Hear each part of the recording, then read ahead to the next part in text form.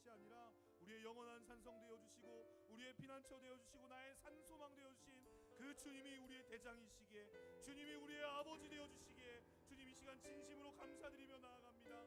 이 믿음의 고백을 주님 앞에 드리며 우리의 기도 가운데 응답하실 주님, 우리의 기도를 앞서 다 알고 계신 주님, 그 주님을 신뢰함으로 이 시간 주여 한번 크게 외치고 주님께 기도하며 나아가겠습니다. 함께 기도합니다. 주여!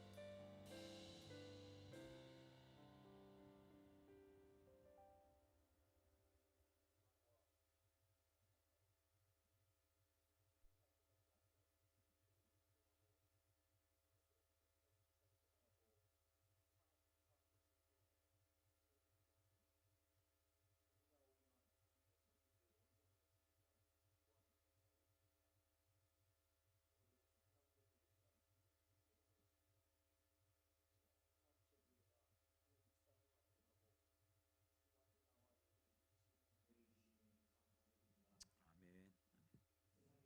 세상의 거친 시대 속에서도 저희들을 끌어주시고 믿음의 사정을 감당으로 교회와 세계를 섬기는 인도로 넣어주셨으며 또한 감사를 드립니다. 세상에서의 염려와 세상에서의 문제 안에 아버지께서 가르친 사명을 믿고 그 길과 명예로 유혹하는 세상의 마음을 내어주는 미련하고 나약한 저희들을 불쌍히 여겨주시어서 이 시간 저희들의 심령을 새롭게 하시고 첫사랑의 열정을 다시 회복할 수 있도록 은혜를 베풀어 주시옵소서. 아멘. 저희들이 세상의 가치와 흔들리지 않게 하시고 오직 주님의 말씀만 붙들고 나아가는 특별한 믿음을 저희 전도의 모두에게 허락하여 주시옵소서. 아멘. 시간 청년 삼남전도의 또 각자에게 영적 각성을 허락하셔서 무릎으로 기도하고 그의 비전을 성취를 위해 자원함으로 선봉에서는 전도회가 되게 하여 주시고 아멘. 가정에서는 사랑이 많은 성실한 가정의 제사장으로 자녀들의 본이 되는 믿음의 파수꾼이 되게 하시며 직장과 일터에서는 정직하고 헌신적인 섬김으로 신뢰를 얻어 세상의 빛과 소금의 선한 영향을 끼치는 리더로 전도의 회원들로 세워주시기를 원합니다. 아멘. 세상에서의 성공보다 하나님 나라의 가치를 바라보는 저희들이 되게 하여 주시고 묵묵히 주신 삶 살아내는 정직하고 성실한 헌신의 삶을 통해 그리스도의 향기를 주변에 전하는 전도자의 모습으로 하나님의 영광을 드러내게 하시며 기도와 봉사로 몸든 교회를 든든히 세우는 초석이 되게 하시되 겸손함으로 교회의 낮은 곳을 살피고 굳은 일도 마다하지 않는 충성된 일꾼으로 삼남 전도회를 사용하여 주시옵소서. 또한 저희 삼남 전도회가 교회의 모든 사역의 기쁨으로 동참하게 하시고 회원들 간에 서로를 세워주고 주님 안에서 하나 되는 아름다운 공동체가 되게 하여 주시기를 간절히 바라고 원합니다. 아멘. 말씀과 기도를 인도하시는 목사님을 붙들어 주셔서 성령 충만을 덧입혀 주시고 말씀의 능력과 탁월한 지혜를 허락하여 주시어서 주님께서 맡겨주시는 성도들의 풍성한 영의 양식을 먹이고 주님 앞으로 더 가까이 이끌어가는 참 목자로 세워 주시옵소서. 아멘. 오늘 드려지는 예배를 통해 저희들의 마음과 전 삶이 온전히 하나님 아버지께 드려지는 산 제사의 복된 시간으로 인도하여 주시옵고 아멘. 앞으로 남은 저희들의 삶 또한 주님의 영광을 위해 쓰임받는 삶이 되어지기를 원하오며 우리의 구원을 위해 이 땅 가운데 오셔서 천국 소망이 되어주신 예수 그리스도 이름으로 기도드리옵나이다. 아멘.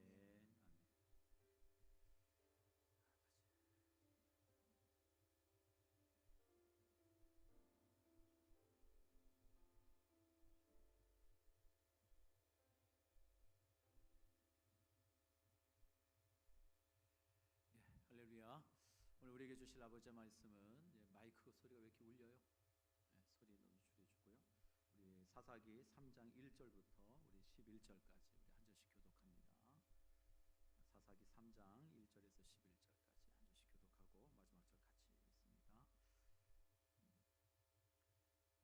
여호와께서 가나안의 모든 전쟁들을 알지 못하는 이스라엘을 시험하려 하시며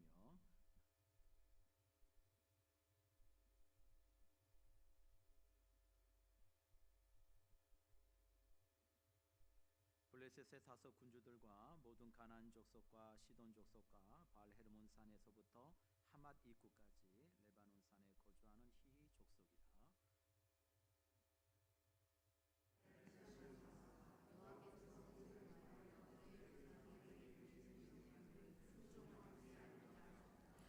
그러므로 이스라엘 자손은 가나안 족속과 헷 족속과 아모리 족속과 브리지 족속과 휘 족속과 여부스 족속 가운데 거주하면서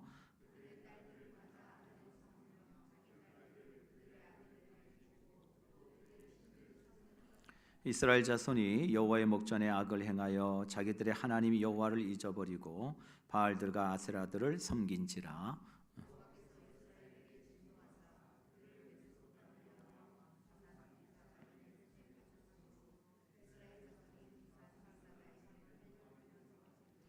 이스라엘 자손이 여호와께 부르짖음에 여호와께서 이스라엘 자손을 위하여 한 구원자를 세워 그들을 구원하게 하시니 그는 곧 갈렙의 아우 그나스의 아들 온니엘이라.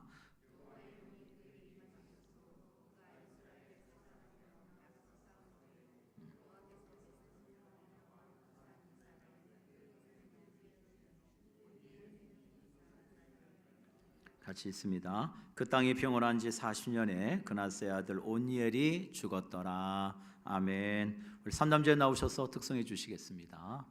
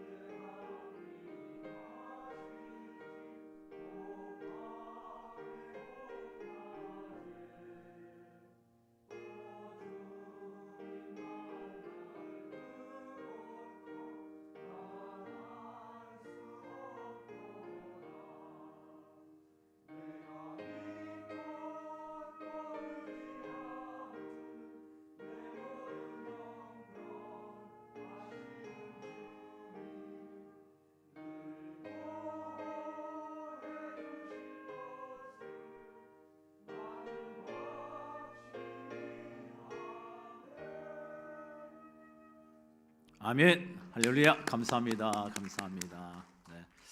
우리 삼남전도회 찬양 잘하죠? 잘하죠? 우리 박수 한번 크게 한번 쳐. 감사합니다. 우리 삼남전도회 오늘 주신 이 찬양의 고백처럼 평생의 그 고백이 삶이 꼭 떠나지 않기를 주의 이름으로 축복합니다. 우리 기도하겠습니다. 하나님, 오늘도 이 밤에 주님 우리를 불러주시니 감사합니다. 하나님 은혜의 자리에 있게 하신 것을 주여 감사합니다. 주의 말씀을 붙들고 오늘도 이 밤에 주님 바라보고 주의 신실함을 믿고 하나님만 찾고 구하기를 원합니다. 우리의 생각과 마음을 다스려 주시기를 원하고 환경 보지 않게 하시고 사람 보지 않게 하여 주시고 오로지 우리 주님만 보기를 원합니다. 주님만이 우리의 길이요 생명이요 진리가 되시고 우리의 삶의 모든 문제를 아버지 해결해 주시는 좋으신 아버지 하나님이신 줄 믿습니다. 오늘도 그 믿음으로 주 앞에 나가오니 주여 오늘도 이 밤에 찾아온 모든 심령들 가운데 하나님 임재하여 주시고 주여 말씀하여 주시고 저들의 기도에 응답해 주시기를 원합니다. 우리 삼남전도회를 축복합니다. 우리 장로님 지사님들 주의 은혜 가운데 늘 강건케 하여 주시옵시고 아버지 앞으로 더 좋은 일에 복된 일에 하나님이 저들의 삶을 통하여 주님께서 영광 나타내 주실 줄 믿습니다. 끝까지 기도의 자리 지켜내는 전도회가 되게 하시고 예배의 자리를 지켜내는 전도회가 되게 하여 주시고 섬김의 자리에서 주께서 명령하신 것에 순종하는 전도회가 될 수 있도록 하나님 은혜를 더하여 주시옵소서. 우리 모든 믿음의 우선들에게 선한 영향력을 주는 우리 전도가 될 줄 믿습니다. 복 주시고 복 주시옵소서. 오늘도 주여 교회 위에 하나님의 은혜가 함께하기를 간절히 소망하옵고 부족한 종의 입술을 온전히 하나님께 의탁하옵고 이 모든 말씀 예수님의 이름으로 간절히 기도드립니다. 아멘 아멘. 할렐루야. 잘 오셨습니다. 옆에 계신 분들에게 잘 오셨다고 좀 격려 좀 해주세요. 잘 오셨어요. 네, 잘 오셨어요. 네, 함께 기도하니까 너무 좋습니다. 시작. 함께 기도하니 너무 좋습니다. 너무 좋습니다. 네, 잘 오셨어요. 네, 하나님 오늘도 기도하시는 자를 찾으십니다. 부르짖고 부르짖으면 하나님 반드시 응답해 주시니까 오늘 이 밤에 또 기도하실 때 그냥 하나님 바라보고 주님 바라보고 나아가는 이 밤 되었으면 좋겠어요. 오늘 사사기 3장 1절부터 13절 말씀 가지고 남겨두신 이유라는 제목으로 이런 말씀을 좀 나누려고 합니다. 오늘 본문의 말씀 1절부터 11절은요 크게 나가는 두 가지예요. 하나님이 자기 백성들을 끊임없이 훈련과 연단 속에서 그들을 믿음의 사람으로 세워가신다는 거예요. 이게 첫 번째 메시지예요. 하나님은 자기 사람들 그냥 내버려 두지 아니하시고 끊임없이 자기 백성을 시험하시고 훈련하시고 연단하셔서 끝끝내 하나님이 원하시는 믿음의 큰 사람으로 하나님이 세워가신다고 하는 거예요.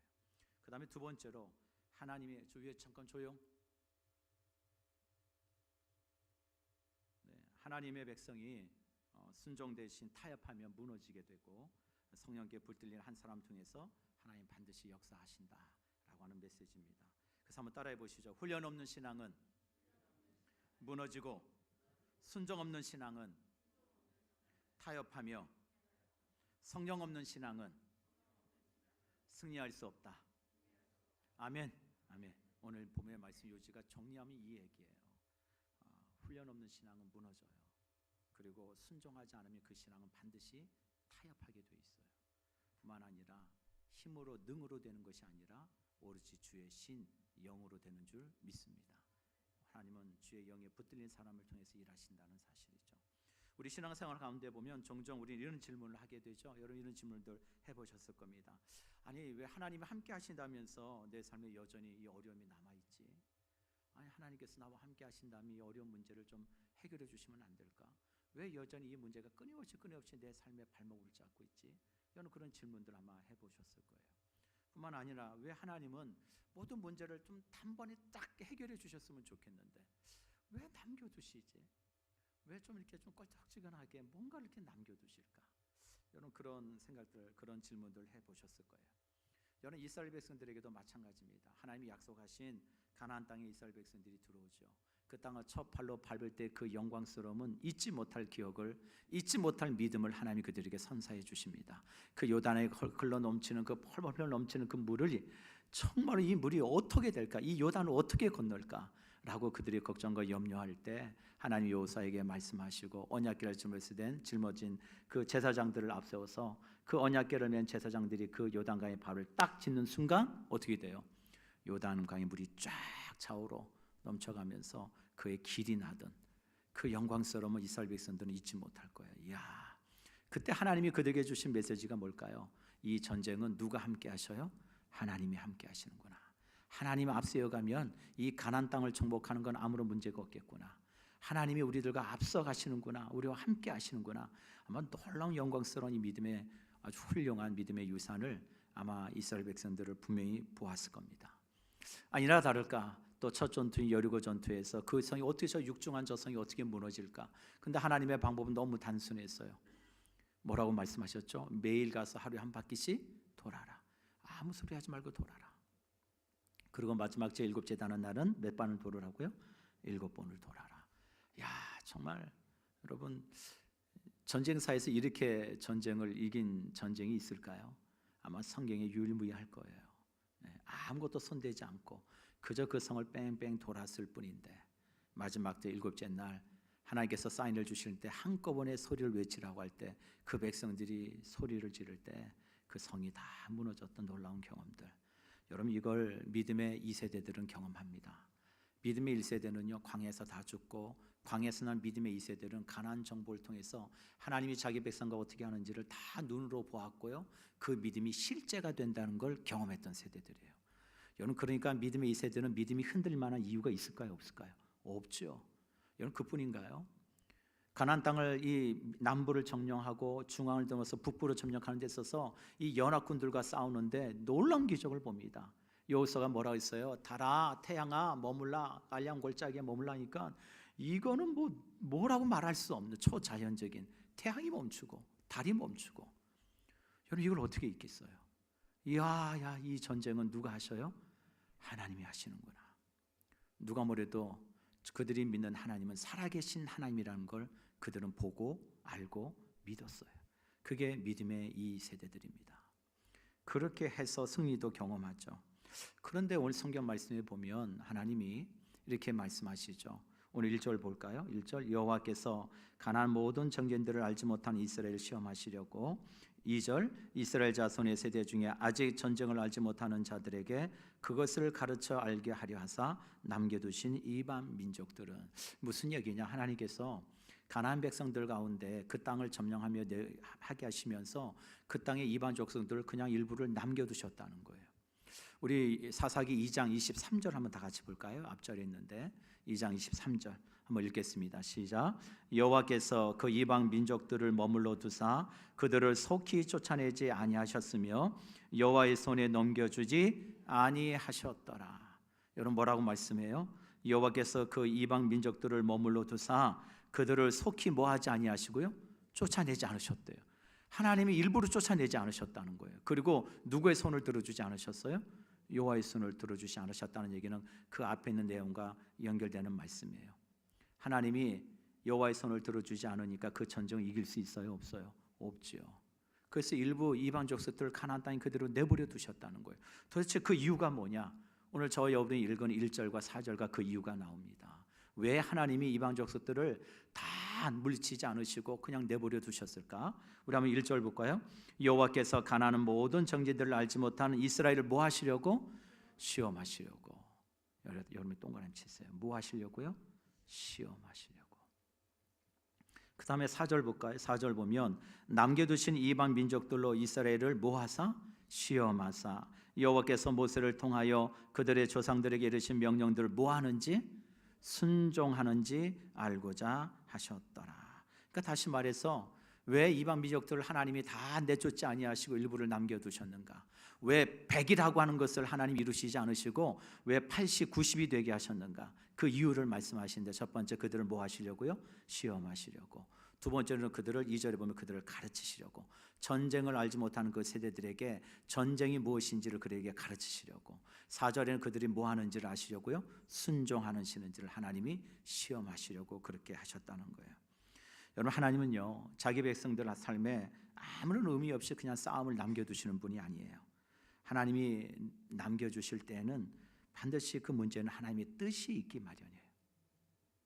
오늘 이 밤에 우리가 붙들고 기도해야 될 믿음이 저는 이거라고 생각합니다. 하나님, 우리를 무너뜨리려고 시험하는 것이 아니라 하나님을 더욱 붙드는 사람으로 견고하게 세우시기 위한 하나님의 연단인 줄 믿습니다. 그 연단 앞에 제 믿음이 더 견고하게 서어지기를 원합니다 라고 고백하며 기도하는 우리 모두가 되기를 주의 이름으로 축복합니다. 첫째는 우리 하나님께서 우리를 뭐 하시고자? 훈련하시고자 라고 하신다는 거예요. 이게 성경인데 여기 성경 말씀 보면은 이스라엘을 시험하시다라고 나오는데 시험이 나사라고 하는 히브리어인데 이 나사의 뜻은 뭐냐? 훈련하다, 연단하다 이런 뜻이에요. 하나님이 왜 이방 민족을 남겨두었느냐? 그들을 훈련하시고 연단하시기 위해서 일부러 남겨두셨다는 거예요. 그래서 가나안 모든 전쟁을 2절 말씀에 보면 이스라엘 자손의 세대 중에 아직 뭘 알지 못하는 전쟁을 알지 못하는 자들에게 뭘 가르쳐요? 그 전쟁이 뭔지를 가르쳐 주시기 위해서 이방 민족들을 일부러 남겨두셨다는 거예요. 여러분 지금 이스라엘 백성들은요 이제 한 세대가 또 지나서 3세대가 그 이제 이스라엘이 가나안 땅을 이제 정착해 가는 그런 시기입니다. 1세대는 광야에서 다 죽고 2세대는 전복 전쟁을 치르고 그들은 이제 노년의 시대가 되어가고 그들이 낳은 자식들이 이제 그 가나안 땅을 어떻게 해요? 새롭게 정착하고 새로운 세대를 일구어가는 세대가 되었어요. 그런데 중요한 것은 이스라엘 백성들이 가나안 땅에 와서 치른 전쟁 기간이 성경학자마다 좀 다르긴 하지만 8년에서 10년의 세월이 동안 전쟁을 했다 그래요. 이 8년과 10년 동안 이스라엘 백성들이 그 가나안 땅에서 이방 민족을 몰아내고 그 땅을 차지하기 위해서 수많은 전쟁들을 벌였는데 그 다음 세대 3세대 자녀들은 그 전쟁을 알았다 몰랐다? 몰랐다는 거예요. 그 전쟁이 어떻게 이루어진지 몰라요. 그저 뭐예요? 결과만을 알 뿐이에요. 하나님이 이 땅을 주셨다는 결과 외에는 그들이 그것을 경험하지 못해요. 다시 말해서 이 3세대 자녀들은 이스라엘 백성들이 어떻게 출애굽 과정을 거쳐서 여기까지 왔는지, 그리고 하나님께서 광야에서 어떤 은혜를 주셨는지, 그리고 가나안 정복의 모든 전쟁의 그 역사들은 살아있는 믿음으로 기억하는 세대가 아니라 그저 들어서 알고 있는 세대였다는 얘기예요. 무슨 얘기인지 아시겠죠? 다른 거예요. 하나님이 살아계시다는 것을 직접 체험함으로 경험되어짐으로 실제적인 그 믿음을 가지고 기억하는 세대가 아니라 뭐예요? 그저 이야기를 들어서 아는 세대였다는 거예요. 그랬구나. 과거에는 그랬구나. 여러분 그래서 하나님이 그들에게 뭘 알게 하셔요? 전쟁을 알지 못하는 자들의 그것을 가르치기 위해서. 한마디로 그런 것이죠. 전쟁은 군사력으로 하는 게 아니야. 전쟁은 숫자의 조건에 달려있는 것이 아니야. 하나님의 백성은 하나님 없이는 살 수 없다는 것을 그들에게 뭐 하시겠어요? 가르쳐 주시기 위해서 누굴 남겨주셨다고요? 이방 민족들을 남겨주셨다는 거예요. 우리 잠언 17장 3절에 이런 말씀이 있습니다. 도가니는 은을, 풀무는 금을 연단하거니와 여호와는 뭘 연단하신다고요? 마음을 연단하셔요. 여러분 오늘도 하나님은요 저와 여러분의 마음 중심을 보셔요. 그 마음 중심이 어디를 향하고 있는지. 우리 보통 이렇게 기도하죠. 저도 그렇게 기도합니다. 어떤 문제가 생기면 하나님, 이 문제 좀 해결해 주세요. 좀 해결해 주시면 안 될까요? 이거 어떻게 해야 됩니까? 여러분 우리 그런 기도가 우리 안에 앞섰잖아요. 제가 지지난주 기억나시죠? 다윗은 달랐다고요. 고백이 달랐고 그의 신앙이 달랐다고요. 그는 어떤 문제 앞에서 문제를 놓고 하나님 바라보기보다는 그 문제 앞에서 내가 믿는 하나님이 누구이신가를 뭐예요? 먼저 선포하고 결정했다고요. 다윗은 참 달라요. 우리하고 수준이 다르죠. 우리는 그저 문제를 바라보지만 다윗은 그 문제 앞에 누구를 바라봐요? 하나님을 먼저 봐요. 하나님이 누구이신지를. 그리고는 그의 마음속에 고백하죠. 여호와는 나의 목자시니 내게 부족함이 없습니다. 여러분 우리도 오늘 이 시간 어떤 문제를 놓고 우리 문제를 놓고 하나님께 구하기보다는 여러분 그 문제를 통해서 하나님 우리의 믿음을 더 강하게 키워가신다는 사실을 여러분 믿을 수 있기를 주의 이름으로 축복합니다. 그 문제 앞에서 우리의 믿음을 하나님 다루신다고요. 여러분 마가복음 4장에 보면 중요한 예가 나옵니다. 예수님께서 제자들에게 말씀하시죠. 얘야 우리 저 배를 타고 저 바다 건너편으로 게네사렛 호수죠. 이 갈릴리 바다를 지나서 저 건너편으로 우리 가자라고 얘기해요. 제자들은 몰라요. 무슨 영문인지 모릅니다. 그저 주님께서 얼른 배를 타고 이 바다를 건너편 가자고 하니까 그런가 보다 하고 제자들은 순종하며 예수님과 함께 그 배를 타고 바다를 갑니다. 그때 우리가 잘 아는 바와 같이 배를 타고 가는 가운데 이 제자들이 뭘 만나요? 풍랑을 만납니다. 어마어마한 풍랑을 만나요. 위기가 닥쳐와요. 그때 예수님은 그 배의 고물에 베개를 베고 주무시고 계셔요. 여러분 생각해 보세요. 주님이 가자 하신 거잖아요. 우리가 가자 한 게 아니잖아요. 주님이 가자 하셨으면 주님이 책임지셔야 되는 거 아니에요? 근데 왜 위기가 찾아옵니까? 왜 큰 문제가 찾아와요? 제자들은 그 위기와 문제 앞에서 나름대로 뱃사람으로 잔뼈가 굵은 사람들이기 때문에 이 정도의 풍랑은 어느 정도 겪어봤을 것이라 생각하고 나름대로 어떻게든 그 풍랑 안에서 스스로를 살아내려고 애를 쓰고 부단히 노력합니다. 얼마나 물을 퍼냈는지 모르겠지만 죽을 똥 살 똥 그 풍랑 가운데서 어떻게든지 살아보려고 몸부림쳤겠죠. 근데 도무지 그 자연을 이길 수가 없는 거예요. 배물이 가득 찹니다. 이제는 그 배가 침몰하기 직전인 것 같아요. 더 이상 시간을 늦췄다가는 다 물에 빠져 죽을 것 같아요. 그때서야 제자들이 정신을 차리고 예수님께 갑니다. 예수님이 흔들어 깨우죠. 주님, 선생이요, 우리가 죽게 된 것을 왜 돌아보지 않으십니까? 왜 돌아보지 않으십니까? 하고 원망해요. 우리말로 얘기하면 이런 거죠. 속된 말로 지금 주무시고 계실 때입니까? 우리 다 죽게 됐는데. 여러분, 그러자 주님께서 그 자리에서 일어나셔서 제일 먼저 하신 게 뭐예요? 바다와 바람을 보면서 뭐라고 말씀하셨어요? 잠잠하라, 잠잠하라, 고요하라. 딱 그 두 말씀하셔요. 잠잠하라, 고요하라. 그러자 그 바다가 어떻게 해요? 쥐지그듯이 조용해지고 잠잠해져요. 제자들이 놀랍니다. 그때 예수님께서 제자들에게 하신 말씀이 뭐예요? 우리 한번 다 같이 한번 읽겠습니다. 마가복음 4장 40절 시작. 이에 제자들에게 이르시되 어찌하여 이렇게 무서워하느냐? 너희가 어찌 믿음이 없느냐? 여러분, 제자들에게 뭐라고 주님 말씀하셨어요? 어찌하여 너희가 이렇게 무서워하느냐? 너희가 뭐가 없느냐? 뭐가 없느냐? 믿음이 없느냐? 우리 사랑하는 성도 여러분, 우리는 믿어야 돼요. 저와 여러분이 가는 인생길에는 결코 우리가 살아가는 인생의 그 배 항로에는 여러분 결코 주님은 우리를 홀로 보내시지 않으시고 그 배에 항상 주님이 함께 계신다는 걸 믿으셔야 돼요. 그 문제가 아니라 그 문제 앞에서 우리가 주님을 바라보는 믿음이 얼마나 큰가를 주님 우리에게 요구하셔요. 그러하게 여전히 내 삶 가운데 어떤 문제가 남아있다면 여러분 믿으셔야 돼요. 그 문제 앞에서, 위기 앞에서 하나님은 나의 뭐를 더 키우기를 원하세요? 내 믿음을 더 키우기를 원하신다는 사실이에요. 여러분, 두 번째로 순종하지 않으면 도리어 그 하나님의 연단과 그 훈련은 축복이 아니라 도리어 우리에게 올무가 된다는 사실을 기억해야 돼요. 이게 참 중요한 메시지예요. 여러분, 우리 안에 여전히 해결되지 않은 문제가 있다. 여러분 어떻게 믿으라고요? 어떻게 받아들라고요? 하나님께서 나를 뭐 하셔요? 훈련하시고 연단하셔서 나의 믿음을 키우기 위한 하나님의 나를 사랑하시는 방법이에요. 여러분, 그래서 이스라엘 백성들은 그 하나님의 연단과 훈련 앞에서 하나님과 뜻과는 다른 방향으로 순종합니다. 오늘 그게 5절 6절에 나와요. 5절 6절 우리 한번 같이 한번 봅니다. 시작. 그러므로 이스라엘 자손은 가나안 족속과 헷 족속과 아모리 족속과 브리스 족속과 히 족속과 여부스 족속 가운데 거주하면서 그들의 딸들을 맞아 아내로 삼으며 자기 딸들을 그들의 아들들에게 주고 또 그들의 신들을 섬겼더라. 뭐라고 말씀해요? 그러므로 이스라엘 자손은 어떻게 해요? 가나안, 헷, 아모리, 브리스, 히위, 여부스 족속 가운데 함께 거주하면서 하나님이 그 족속들을 남겨주신 이유가 뭔데요? 아까 세 가지 말씀드렸죠. 첫 번째 뭐예요? 그들을 뭐 하시기 위함이에요? 훈련하시고 시험하시기 위함이에요. 두 번째는 뭐예요? 그들에게 전쟁이 무엇인지를 가르치기 위함이에요. 세 번째는 그들이 뭐 하기 위함이에요? 순종하는지를 보기 위함이에요. 그런데 이스라엘 백성들은 그 하나님의 뜻과는 다르게 6절 말씀 어떤 걸 선택하느냐? 6절 한번 보시죠. 그들의 딸들을 맞아 뭐로 삼고요? 아내로 삼으며 자기 딸들을 그들의 아들들에게 주고 또 그들의 뭐를 섬겼더라? 신들을 섬겼더라. 무슨 얘기예요? 여기 뭘 얘기합니까?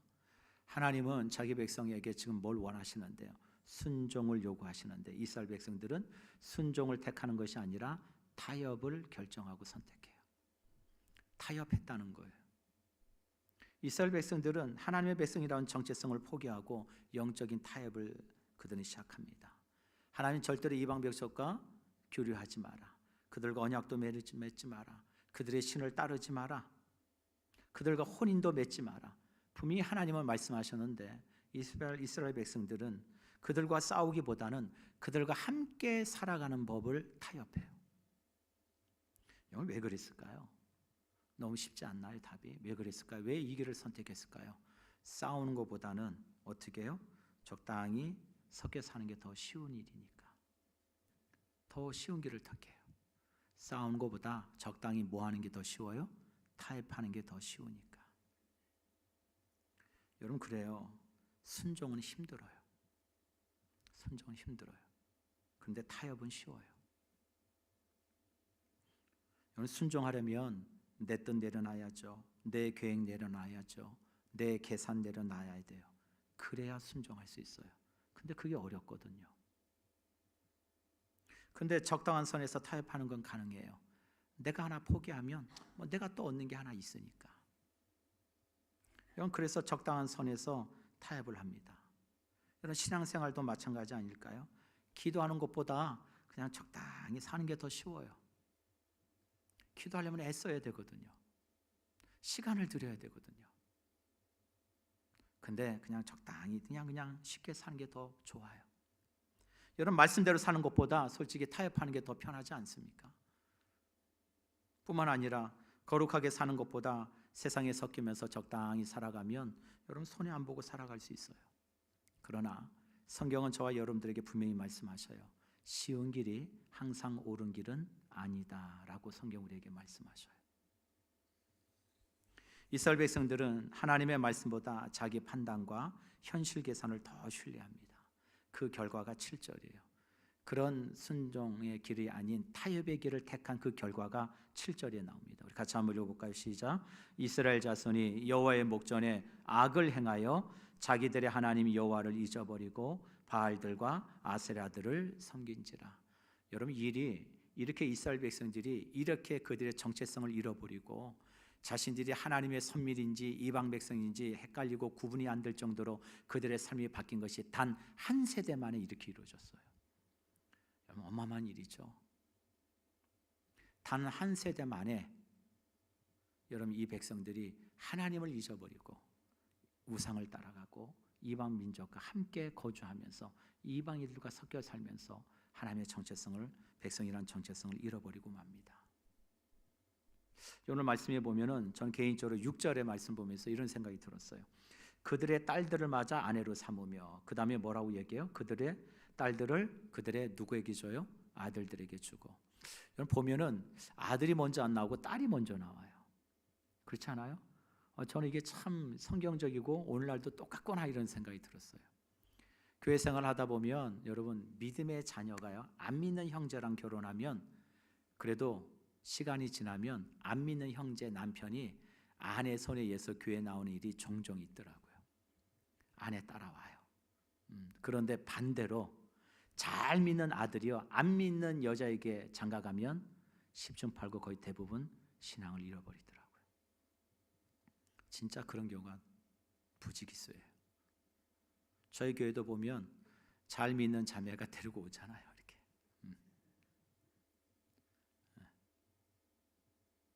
여러분 이 당시도 그랬어요. 이방의 딸들을 데리고 오니까 하나님의 백성의 아들들이 뭐예요? 이방 따라가더라 이거예요. 우상 섬기고 바알 섬기고 아세라 섬기고 그때나 지금이야 별반 다름이 없는 것 같아요.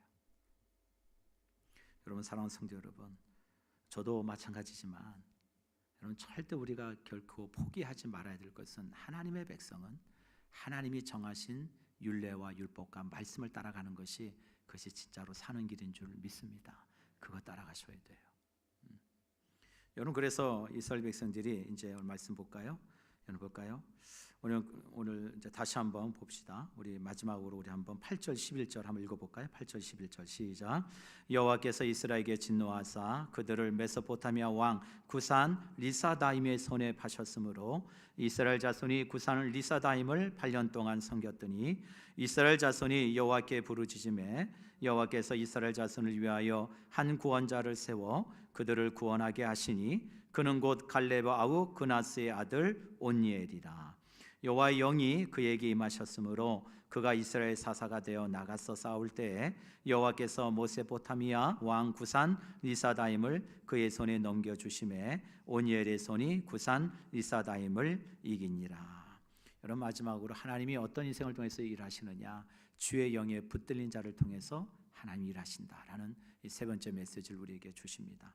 여러분, 이스라엘 백성들이 하나님을 시험을 무시하고요, 타협의 길로 들어서게 됩니다. 그러자 하나님이 이스라엘 백성들을 징계하셔요. 채찍을 드십니다. 그게 오늘 8절이에요. 여호와께서 이스라엘에게 진노하사 그들을 메소포타미아 왕 누구에게요? 구산 리사다임의 손에 파셨으므로.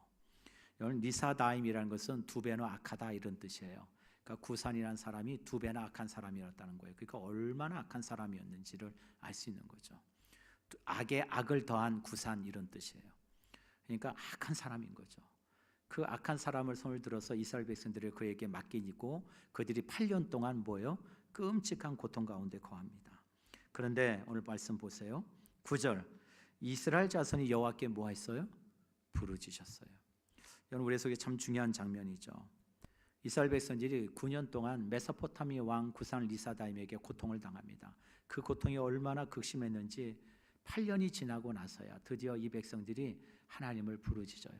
그래서 부르짖음은 우리가 생각하는 전심으로 하나님을 신뢰하고 하나님을 찾으면서 회개하면서 하나님을 의지하며 한 것이 아니라 그냥 고통 가운데서 그냥 부르짖는 거예요. 하나님 죽겠습니다. 하나님 죽겠습니다. 우리 그런 얘기 있죠. 지푸라기도 잡고 싶은 마음으로 그저 하나님 찾는 거예요. 그런데도 불구하고 하나님은 어떻게 하셔요? 그 백성들에게 낯을 향하여 두셔서 그 백성들에게 은혜를 주시고 그 백성들을 구원하시기로 정하시더라. 마음을 정하시는 하나님이에요. 오늘 저 여러분들에게 꼭 말씀을 드리고 싶어요. 여러분, 우리의 삶이 언제 회복이 시작되느냐? 내 힘을 빼셔야 돼요. 내 힘을 다 빼고 오로지 하나님 부르짖고 찾을 때 하나님은 일하십니다.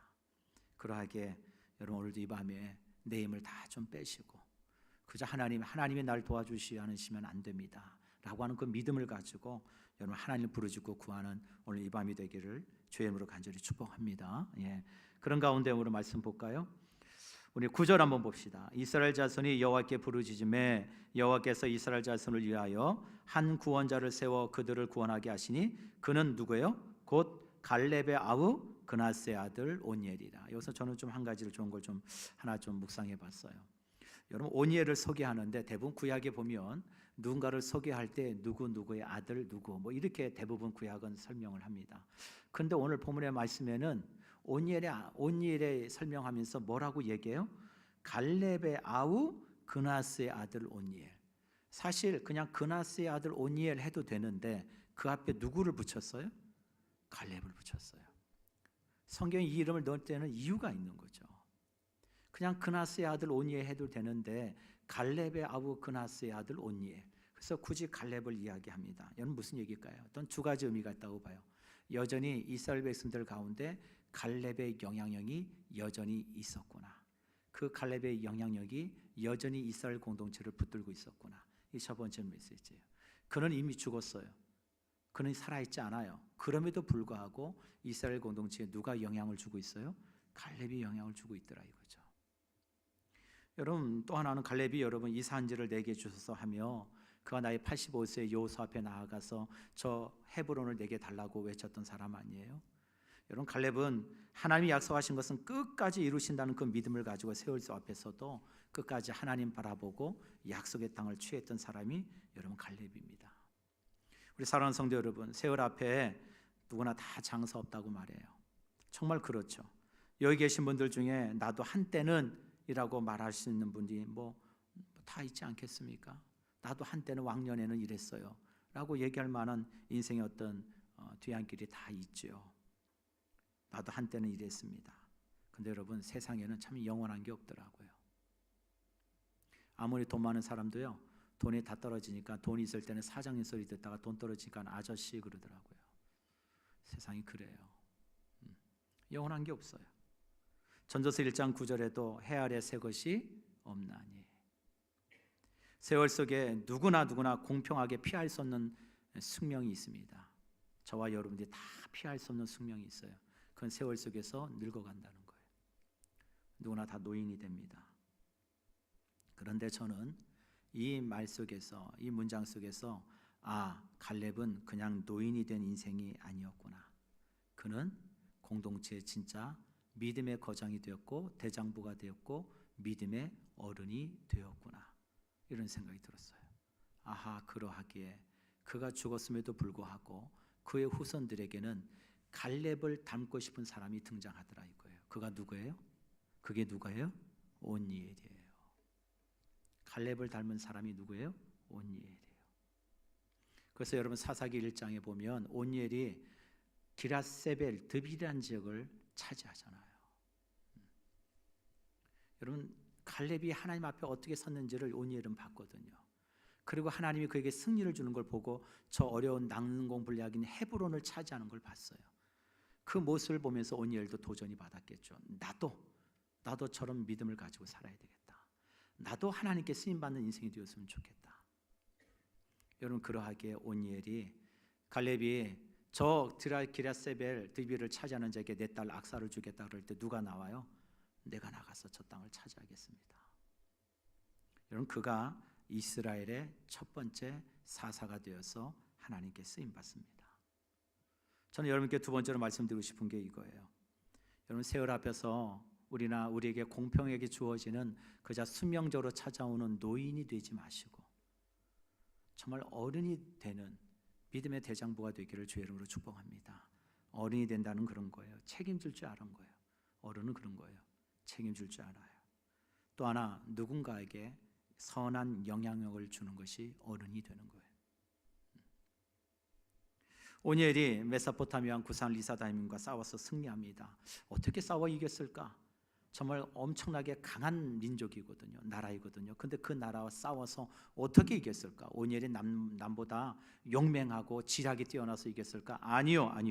오늘 성경 10절에 이렇게 말씀하십니다. 10절 한번 읽어볼까요? 시작.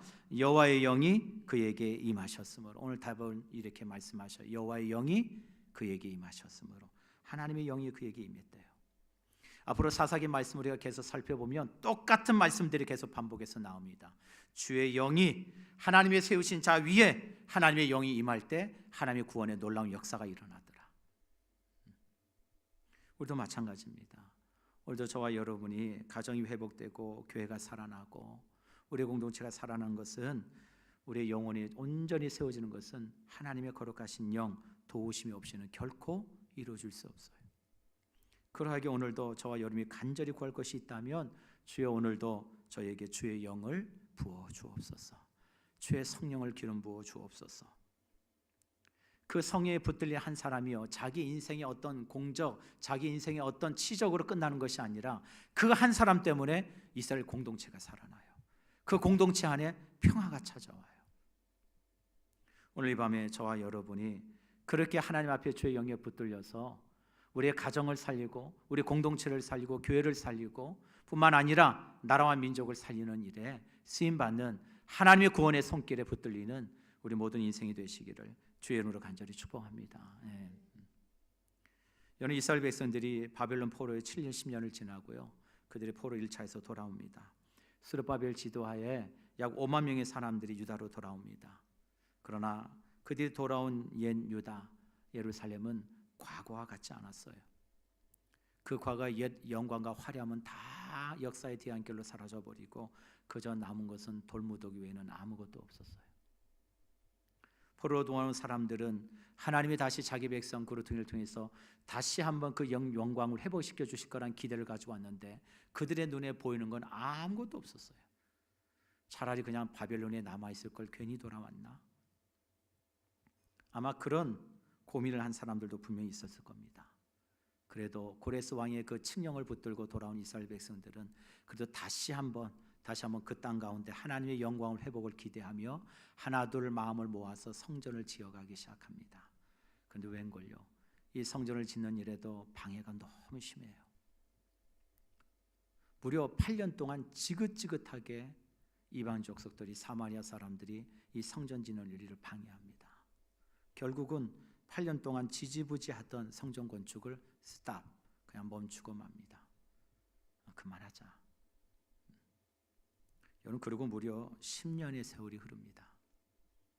지지부진하던 성전 건축을 멈춘 지 10여 년의 세월이 지난 후에 하나님은 학개와 스가랴 선지자를 보내셔서 그들의 마음을 다시 동요하시고 무너진 그 성전을 다시 건축하게 하시죠.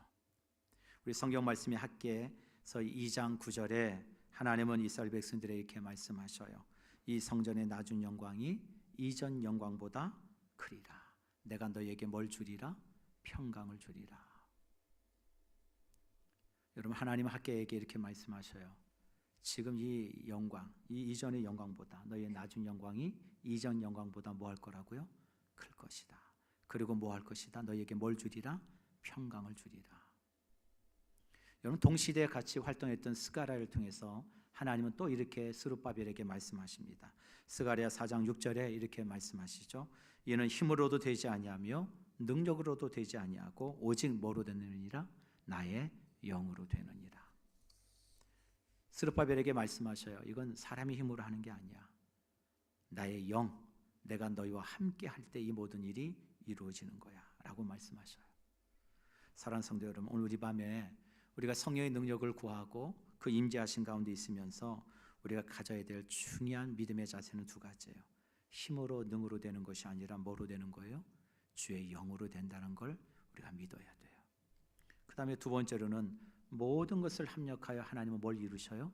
선을 이루신다는 것을 믿어야 돼요. 그래서 오늘 이 밤에 우리가 간절히 기도하고 부르짖을 때 성령님을 구하고 성령의 기름 부으심과 역사를 구할 때 하나님은 구하는 자에게 그 구하는 대로 하나님이 역사하시고 일하실 줄 믿습니다. 말씀을 맺습니다. 예수 믿는 우리 사람들은, 우리 모든 믿음의 권석들은 하나님께 붙들려 있어야 돼요. 기도에 붙들리고 말씀에 붙들리고 성령 충만하면 하나님 그 인생을 통해서 다른 사람들을 살아나게 하셔요. 우니엘이 그랬잖아요. 주의 영에 붙들린 한 사람을 이래서 하나님 이스라엘에 평강을 주셔요. 여기는 저와 여러분이 여러분의 가정과 교회와 여러분의 삶의 자리와 일터와 나라와 민족에 하나님의 평강이 임하는 통로로 도구로 쓰임받는 기도의 종들, 주의 영에 붙들리는 하나님의 사람들이 되시기를 주의 이름으로 축복합니다. 우리 같이 한번 이 시간 있게 기도합시다. 하나님, 문제를 없애주시기 전에 먼저 저를 하나님을 신뢰하는 사람으로 하나님 세워주시길 원합니다. 하나님, 타협하지 않게 하시고 순종하게 하시고 성령으로 충만하게 하옵소서. 우리 그런 마음으로 같이 한번 이 시간 말씀을 기억하면서 우리 기도하며 나가길 원합니다. 우리 같이 한번 기도합시다. 아버지 하나님, 오늘 이 밤에도 우리가 주의 약속의 말씀을 붙들고 기도합니다. 하나님, 우리 앞에 문제를 없애주기 전에 그 먼저